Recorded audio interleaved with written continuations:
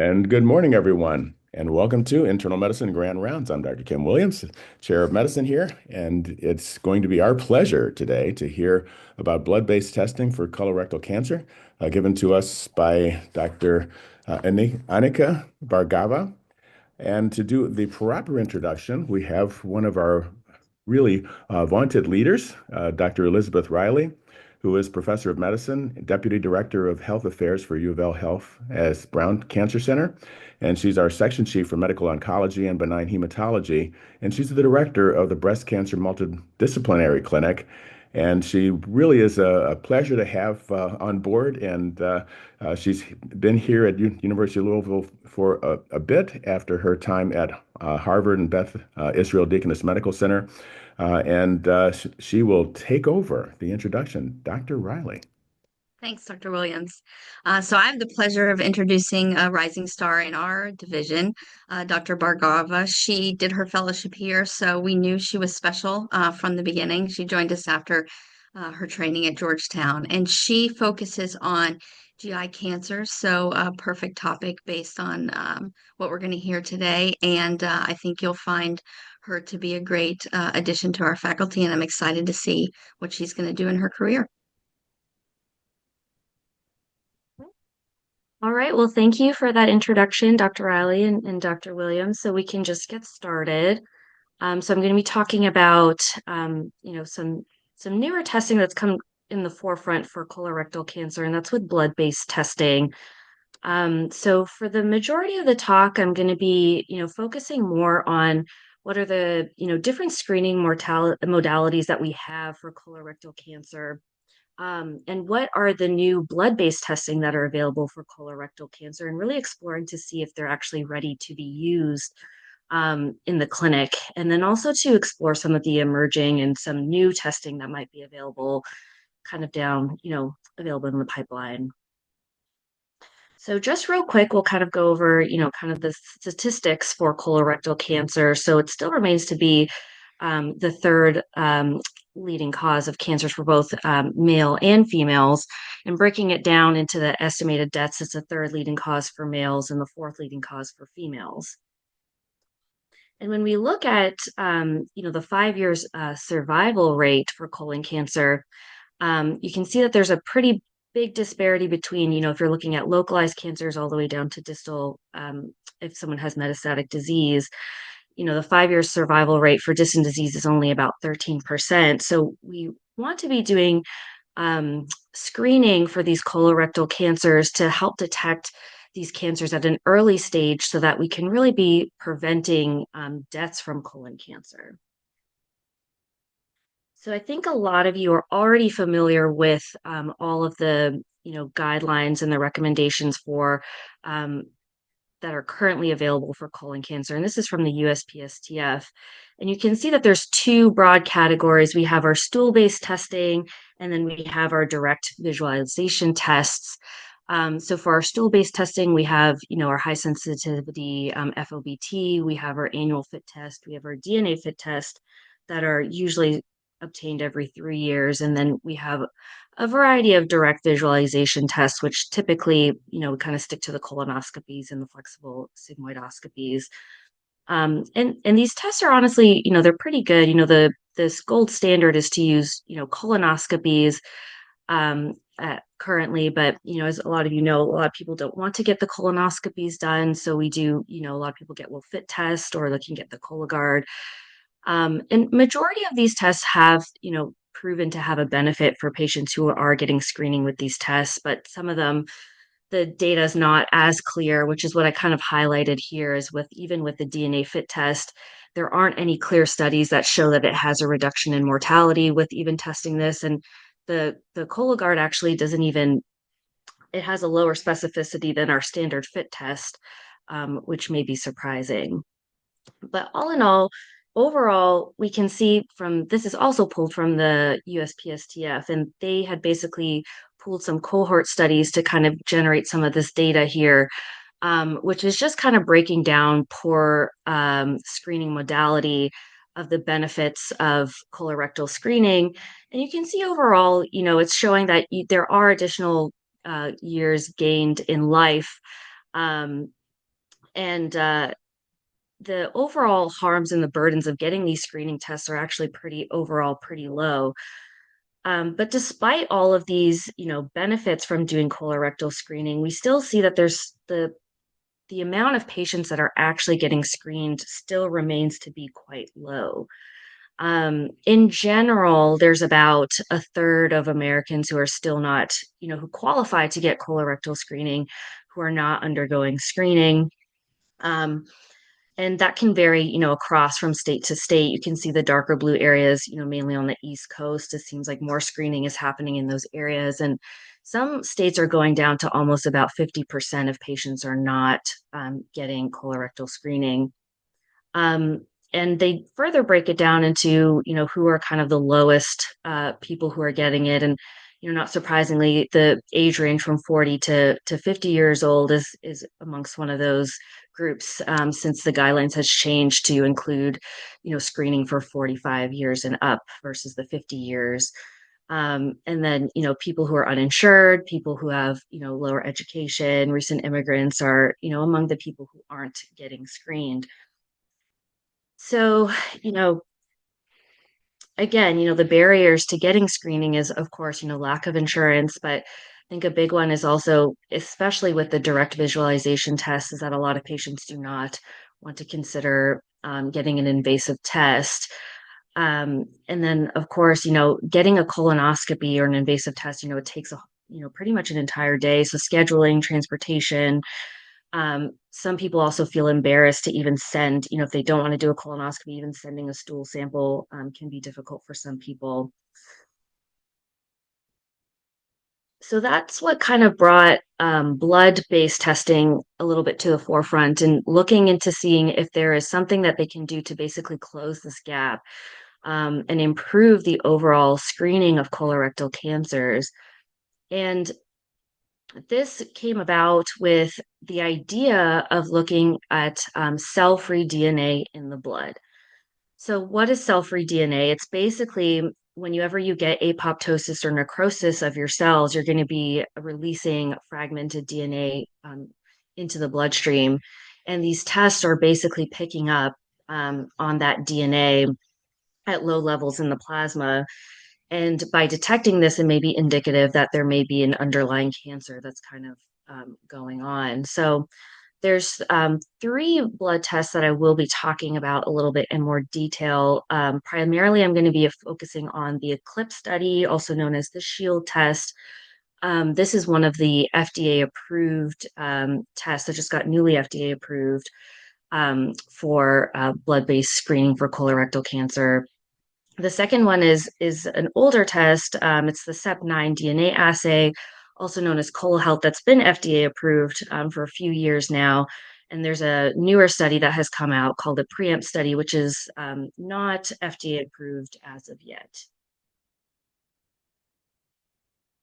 So the ECLIPSE study just got approved in July of 2024. This was a large prospective observational study where they did this study in about 265 US sites. They tried to focus on including the study in community areas. They included patients who are over the age of 45. And it's really for asymptomatic patients that qualify for screening. They obviously did not include patients who had a history of cancer. Patients who had a family history of cancer or inflammatory bowel disease was excluded. And in this study, they basically needed to obtain a blood test that will detect the cell-free DNA, and that needed to be followed up by getting a colonoscopy within 60 days to kind of see, what are the results and how accurate the testing is for this blood-based study. So overall, this study boasts that the sensitivity is quite good. So overall, when they're looking at all different stages of cancer, colorectal cancer, they found that the sensitivity was 87.5%, which sounds really good. But when they break it down into the different stages of the cancer, which you can see on this graph on the right, um, that you can see the overall sensitivity is improving as you're kind of going over into your more advanced stages. So stage 4, stage 3, and stage 2 are having really good sensitivities, but the stage 1 cancers are still having a very low sensitivity. It's only about 65%. Um, and this is really important because sure, it can detect, if you have an advanced cancer, this blood test is doing a good job. But the whole crux of these cancer screenings is that we want to be detecting these cancers earlier on, and not in later stages, because we want to have an overall improved, have a mortality benefit when we're screening these patients.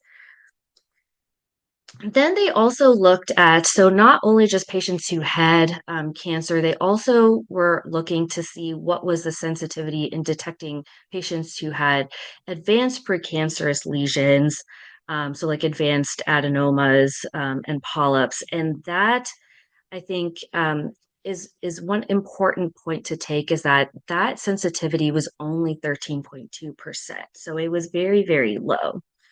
Um, and so, like I said, compared to when you're looking at colonoscopies, this is kind of the benefit of using the screening modality with the colonoscopies, that they're able to identify these precancerous lesions and remove these lesions. And this blood test is not really picking this up at all. And we can even compare this testing over even into what are the other testing modalities that are available. And this precancerous adenoma sensitivity is actually even lower than our annual FIT test. The FIT test is actually, the reports have shown that it detects precancerous adenomas by about 30 to 40%. So it's actually significantly better than what we're seeing with these blood tests.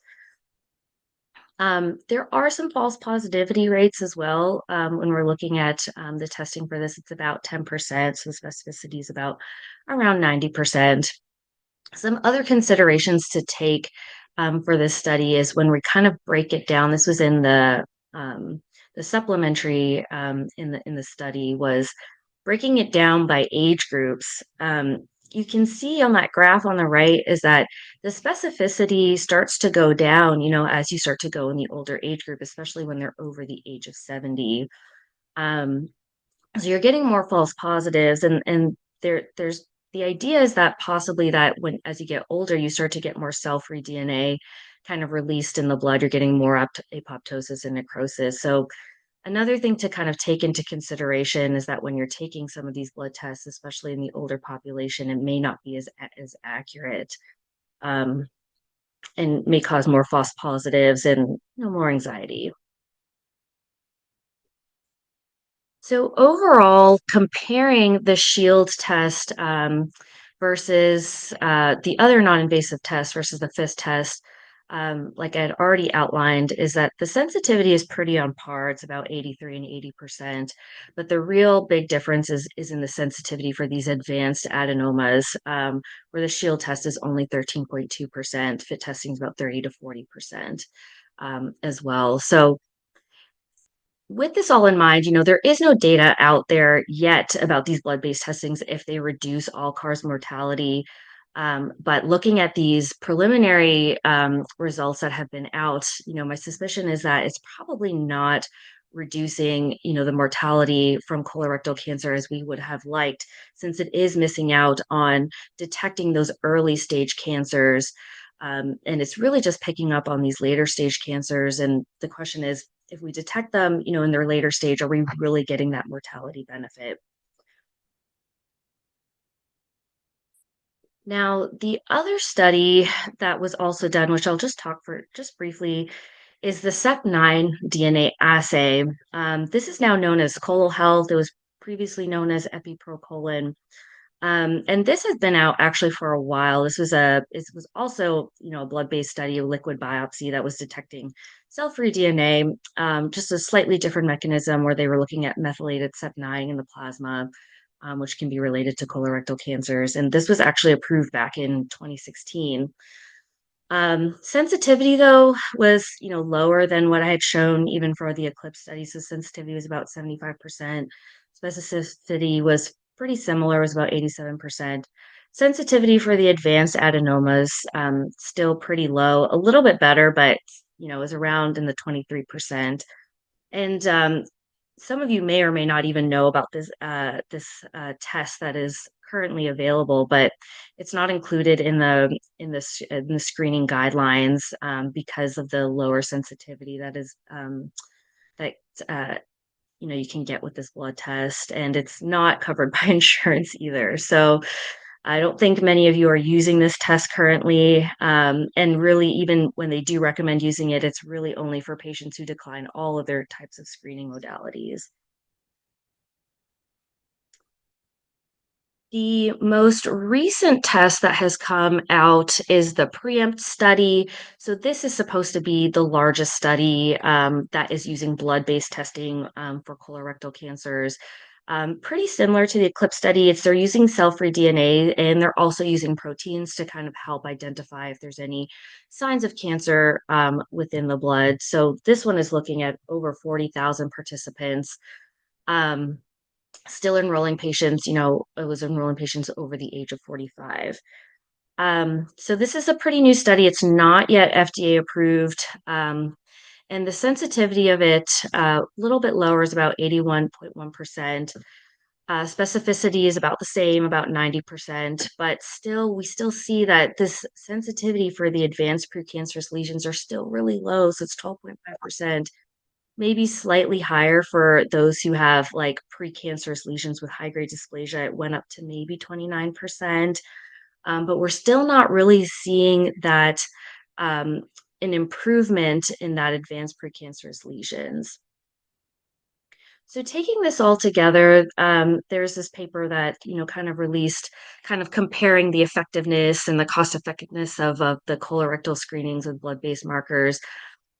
And really, the crux of all of this is that all of these modalities, these blood-based testing, are really not meeting the standard that the colonoscopy and even the FIT testing, really because of the inability or the lack of being able to detect these advanced precancerous lesions. So I would really urge to say that, colonoscopies and FIT tests are probably, a little bit better than using these blood-based testing. And, if we kind of weigh the pros and the cons of these testings, is that yes, blood-based testing is less invasive. Yes, it may increase screening, but we do need to consider some of the cons of ordering these tests. And I've been saying this throughout this presentation, but it has a low sensitivity for these early lesions, these advanced precancerous lesions. And it's important because if you can detect these advanced precancerous lesions, you could potentially be avoiding even having colorectal cancer be developed in the first place. Another important thing to keep in mind is that a lot of these patients that will be veering towards getting blood-based testing weren't willing to get, invasive testing like getting the direct visualization or even getting the stool-based testing. So you've got to make it clear to these patients that if you do have a positive test, you still need to get a colonoscopy afterwards. And so there's a potential that you may have a number of patients who are getting screened, and the screening is improving and you're getting positive testing, but the positive test can only go so far. You still need to have them go in to get a colonoscopy. So that question also comes up is this blood testing even having any benefit if the patients aren't really going forward with further exploration after they do have a positive test? The other downside that I think a lot of people are worried about is with blood-based testing coming to the forefront, is this going to deter people who would have been otherwise willing to get other modalities such as colonoscopies done in favor of getting the blood-based testing? And I think this is kind of the scariest part about getting these blood-based testing is that if we start to see a rise in these blood-based testing and less people getting colonoscopies, we may actually see a rise in the cases of colorectal cancers in general, because patients will not be getting colonoscopies, they will not be getting rid of those precancerous lesions.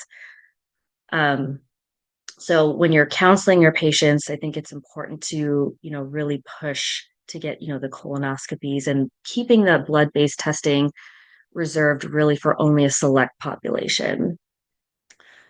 And then lastly, of course, there's a cost that comes with a lot of these. Currently, there's only two FDA approved. One, the Shield testing is kind of the most popular right now.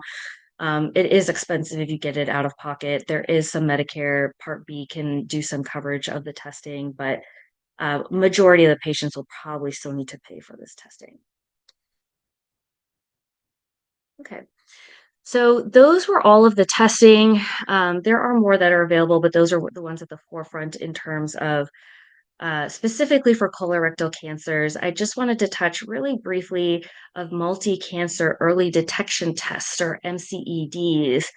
And many of you might have heard about these testing since the House of Representatives had recently passed a bill to basically have these MCED tests to be covered by Medicare, kind of in a timely manner once these tests are um, approved by the FDA. Currently, none of them are approved, but they may become approved in the future. I listed here some uh, three main tests that are coming to the forefront. The most popular one is the Gallery test, which I'll talk about more in detail. The other ones are the Cancer Guard and the Cancer Seek as well. So the Gallery testing is still using the same concept of using cell-free DNA, but they're also looking at targeted methylation-based testing. And like I said, it's basically using a single blood test to see if they can detect multiple cancers. And this includes cancers that we currently do not have screening for.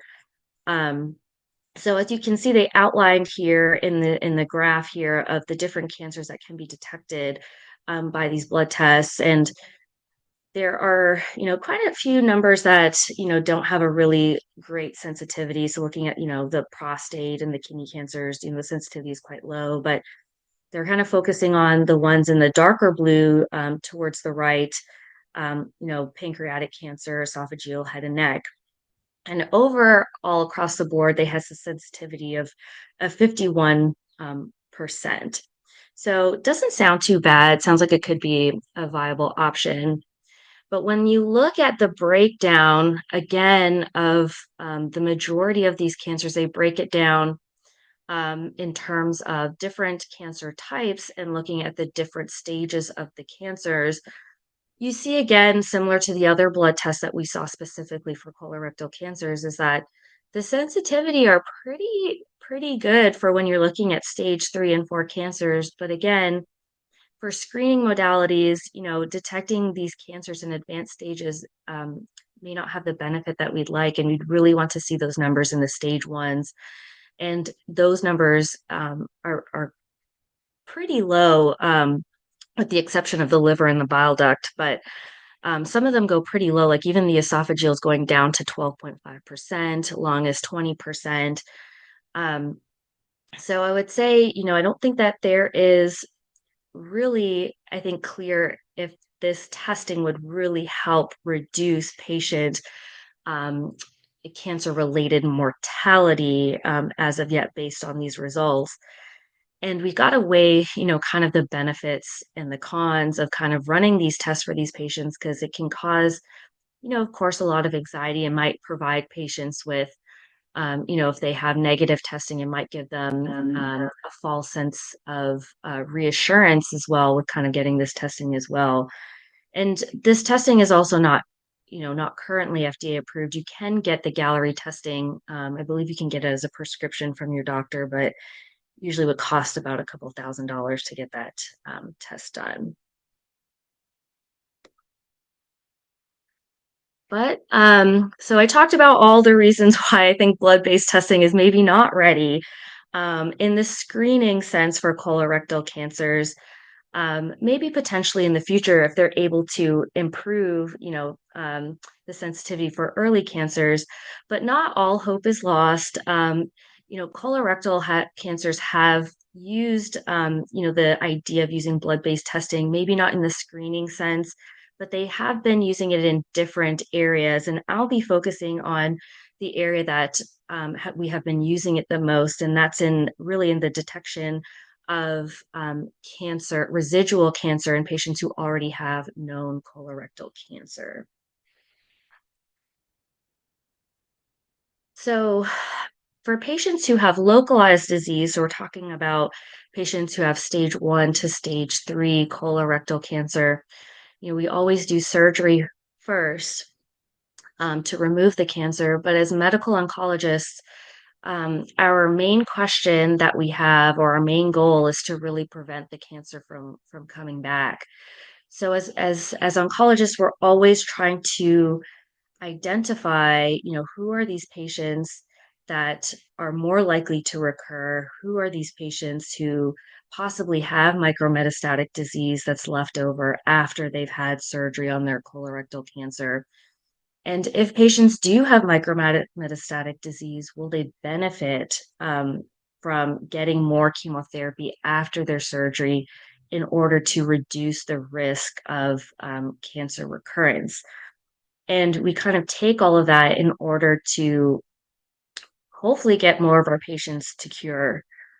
And as of right now, for colorectal cancers, and even for the majority of different cancers out there, is that we really heavily rely on our TNM staging, so looking at tumor size, nodal involvement, and any sign of metastatic disease, to kind of help us give us clues as to which patients will kind of have recurrence.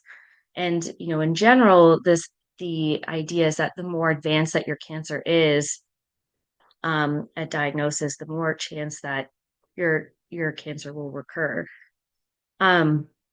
So now we have been using maybe ctDNA. If we can use a blood-based or cell-free DNA, if we can use a blood-based testing after patients get surgery to their colon cancer, if we can detect any signs of any residual DNA in the blood, it may be an indicator if they're at a higher risk of their cancer from coming back.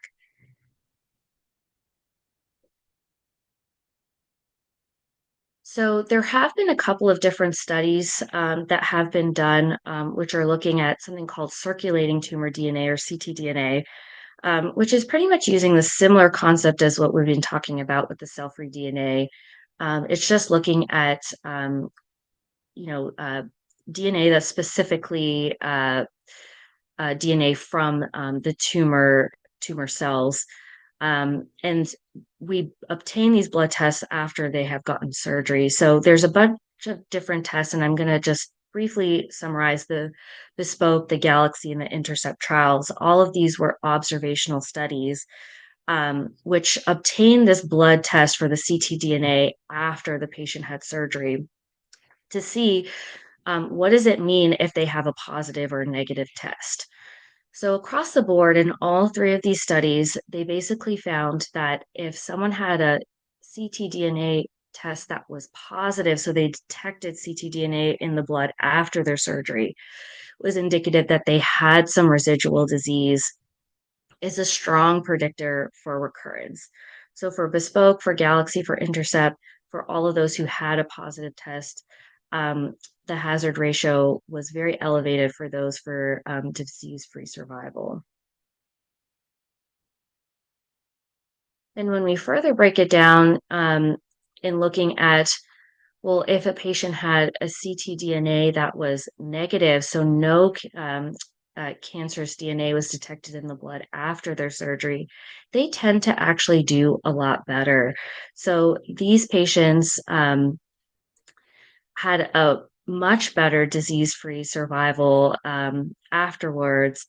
And they even, the standard of care for stage 3 cancers and for high risk stage 2 cancers is that, based on our TNM staging, is that we typically give chemotherapy in an effort to reduce the risk of recurrence. And so they broke up patients who had ctDNA negative of those who received adjuvant chemotherapy and those who did not receive adjuvant chemotherapy. And they found that regardless, all of those who are ctDNA negative tended to do better either with or without adjuvant chemo. So may not have as strong of a benefit of getting that additional chemotherapy after their surgery. And then when we're looking at the ctDNA positive patients after their surgery, breaking it into those who received chemotherapy and those who did not, overall, their disease-free survival was much lower. So where we're seeing there in around the 90s for those who are ctDNA negative after surgery, those who are ctDNA positive, their survival was a lot worse after 2 years. Those who did not get chemo, you can see that their disease-free survival in 2 years is only, at the best was about 12%. But it does look like this population is the one that does really benefit from getting some additional chemotherapy afterwards. As you can see that the disease-free survival does improve with the adjuvant chemotherapy, but it still doesn't reach the same survival as we see as those who are ctDNA negative.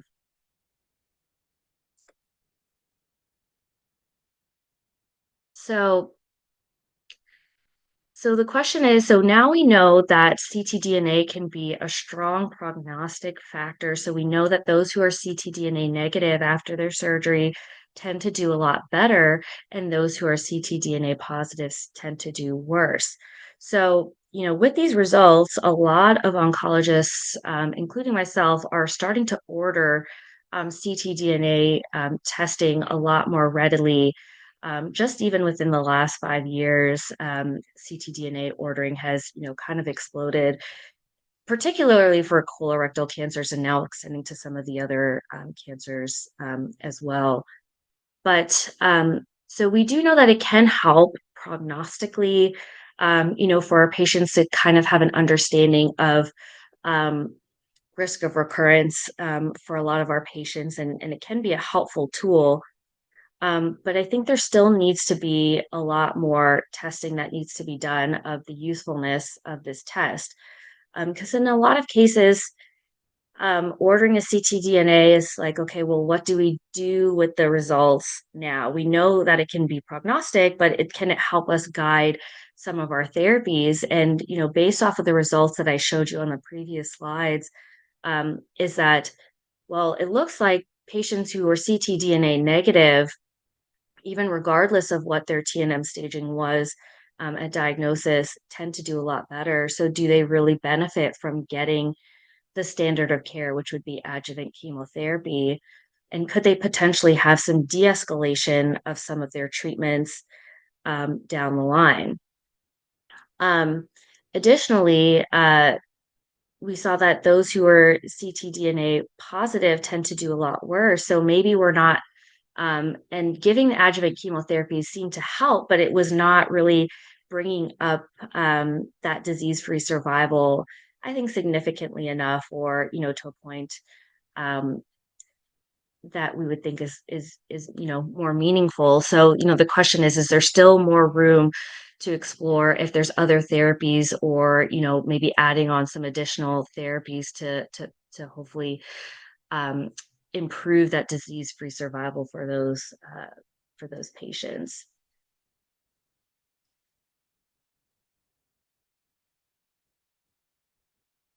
So just to kind of sum up, so even though that ctDNA, I think for the colorectal cancers, it can have a lot of benefits in still getting some of these testing done. It still does have some downsides in obtaining it. And like I was saying, is that it can have some prognostic information. But I don't know if it's necessarily, we're at the point if it can really help guide treatment decisions. And that might lead to increased anxiety for our patients. You're getting a ctDNA and it's positive, but it doesn't really necessarily change what our treatment is for these patients. And it doesn't really change the outcomes for these patients. Um, uh, or the other downside of it is that, well, maybe you're on the cusp of deciding of whether you need to give chemotherapy or not based off of the ctDNA, and you may be leading these patients uh, down to increased toxicities from increased treatments that we're basing it off the ctDNAs itself. One thing that I didn't include in my slides is that ctDNA, using it in the surveillance setting, um, can in the studies have shown that it can become positive before we even see any results radiographically of any signs of any disease recurrence, and that can be a difficult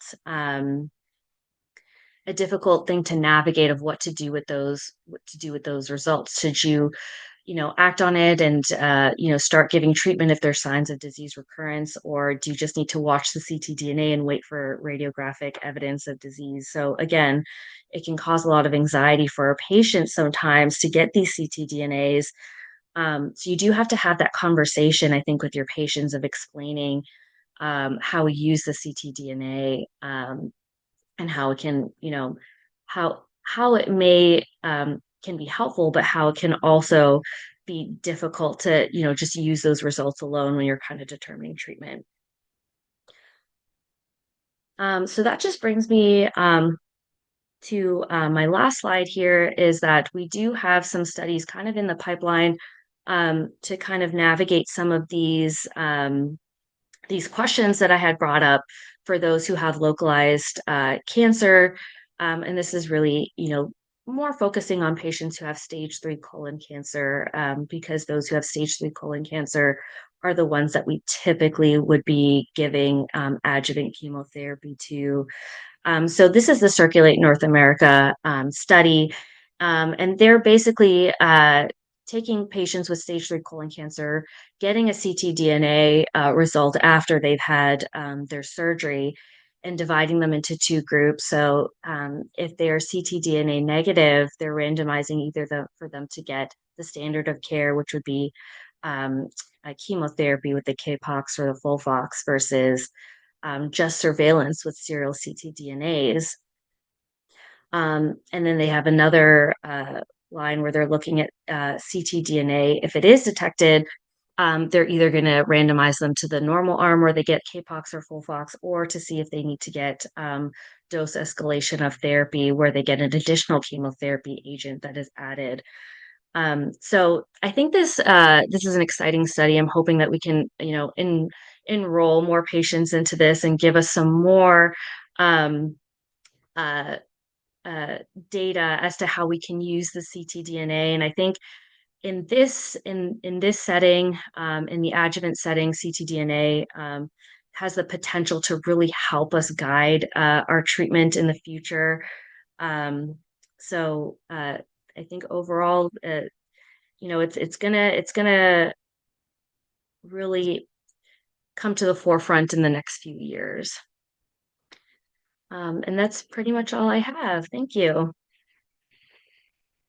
Thank you so much, Dr. Bhargava. We're certainly open for questions. If anyone has one, I of course have one.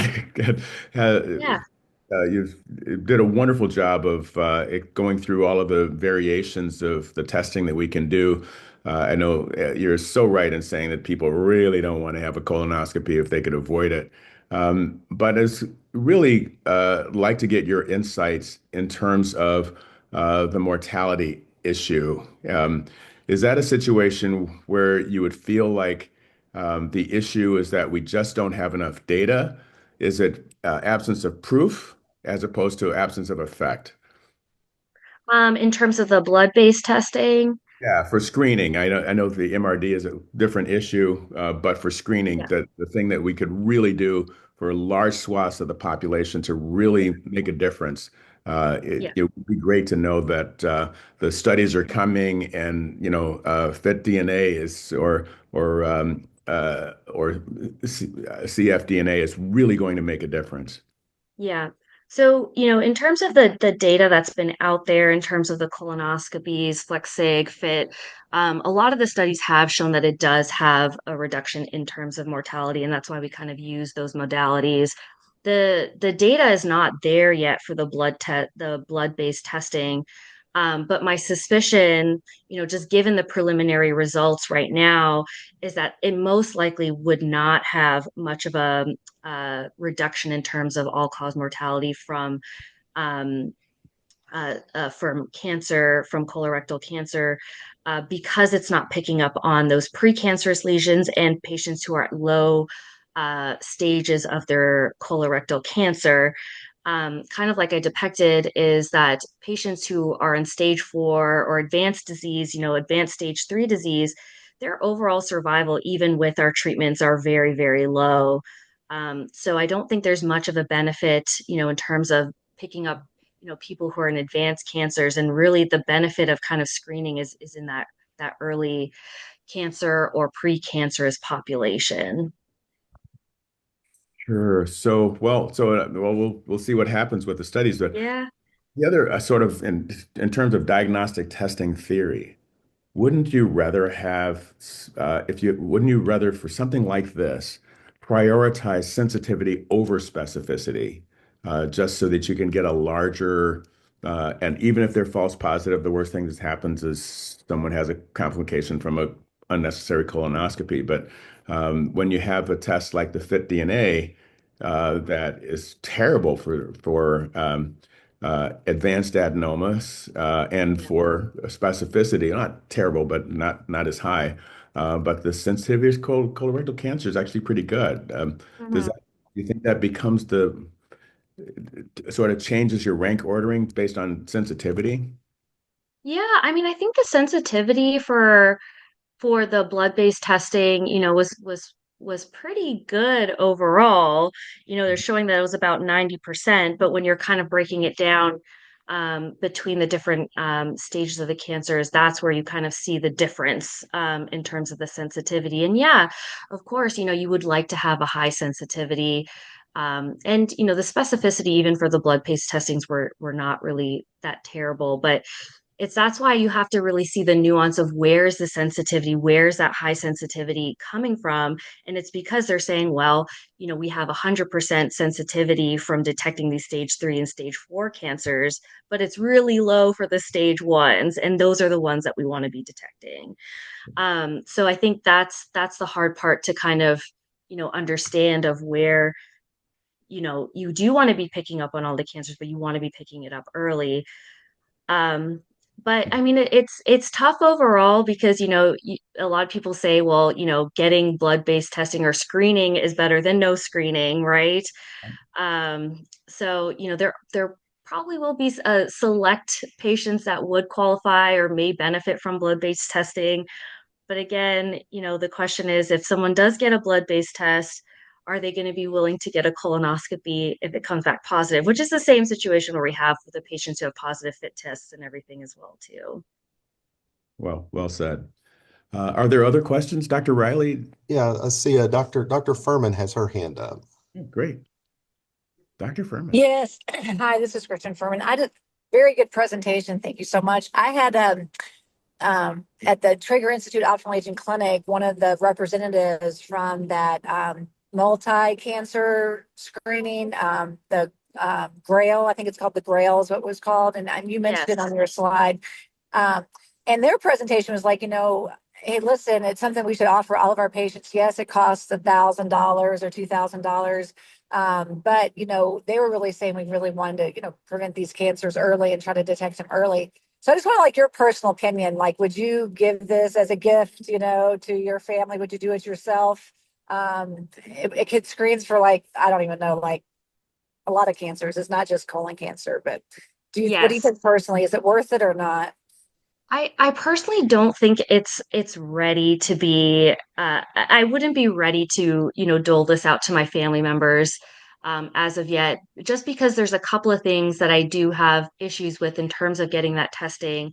Is same thing with the colorectal blood-based testing, is that when they break it down in terms of the staging, is that it's not really picking up for the majority of cancers, it's not picking up, early stage cancers. So it brings up that question again, is that are we really helping in reducing cancer related mortality with sending these testing?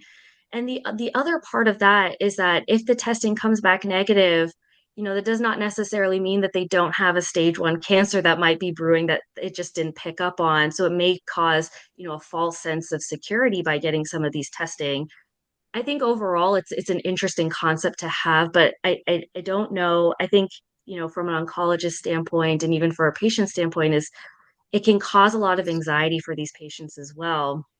And even having a positive test, you don't just stop there. You got to figure out where is it coming from. You got to get more testing done after that. So there's a lot of cost that comes with it. I don't know if the cons necessarily outweigh the benefits at this point.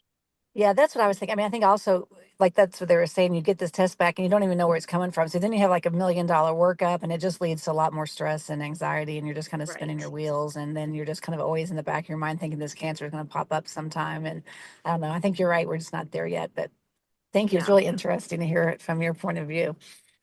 Thanks. Dr. Riley? Yes, I was going to say I totally agree with that statement. But I do know oncologists who will send it and have sent it on family members and themselves. So we're a little bit of a split community, but I agree with Dr. Bargava. I don't think the science is there yet. And, the ctDNA or cell-free DNA, we're using almost like the wild, wild west in a lot of oncology and in breast in particular. And I will have patients with obvious radiographic disease who have very low ctDNA or almost undetectable ctDNA. And so it's not, what is in the bloodstream is not necessarily reflecting what is in volume wise the rest of the body. So it's got a long way to go, but of course it's really sexy technology. Patients love it. Doctors would love the idea of, a non-invasive biopsy. And so we'll see. It'll really change what we do in the next 5, 10 years. Right. Thank you so much. Any other questions? Dr. Levinson, it looks like you're speaking, but I think you're on mute. Yeah. Unmuted it. I unmuted it, but then it must have got muted again. Thank Okay. you. Oh, thank you for that talk. That was a wonderful, clear talk. Very helpful. Uh, and I do from the viewpoint of a laboratory director, I would think that these DNA tests would have some usefulness though as tumor markers. So I wonder if you could comment on that. And the other thing I would mention is, as I always would tell the residents when at the residents' reports, that none of these tests, including the FIT, will pick up gastric cancer because the protein has been destroyed that the test is looking for. So, and I don't know even if they still have guaiac in the lab, but you really need to do that if you think the bleeding is from the gastric up. But anyhow, I wonder if you could comment on the tumor marker. Yeah, so that's kind of what I touched on in terms of, patients who already have established colon You cancer did. that where we are using, that technology to basically detect, if it's kind of going up in patients that are on active surveillance. And it is helpful in terms of a prognostic factor. But we kind of need to take that, even as we're kind of using it in addition to, for at least in the colorectal space, is that we can get the ctDNAs, we get the CEAs, which is another tumor marker that we use. But we got to take it all as a whole. We got to, kind of relate it to the radiographic findings. So just like Dr. Riley was saying, is that sometimes there are discrepancies in terms of using it as a tumor marker alone, because some people may have negative ctDNAs and have something radiographically that's there. Or even vice versa, if you have a positive ctDNA and your imaging is not showing any signs of any disease, what do you do with those results that are there? And we don't have those answers yet. So I think it definitely is. It's getting incorporated by a lot of oncologists, especially for colon cancer, where we are ordering it. We typically order it every 3 months, kind of as an added marker for us, and using it kind of like as a tumor marker. But I think we're not yet at the point of always knowing what to do with it yet. Yes, thank you. And I think that's kind of true for any tumor marker, though, if nothing is showing up radiologically at the time. Yeah, yeah. So it's tough. It's tough to be like, well, what do I do with the result? Do I just watch it? Do I pull the trigger on starting chemo? It's tough. Yeah.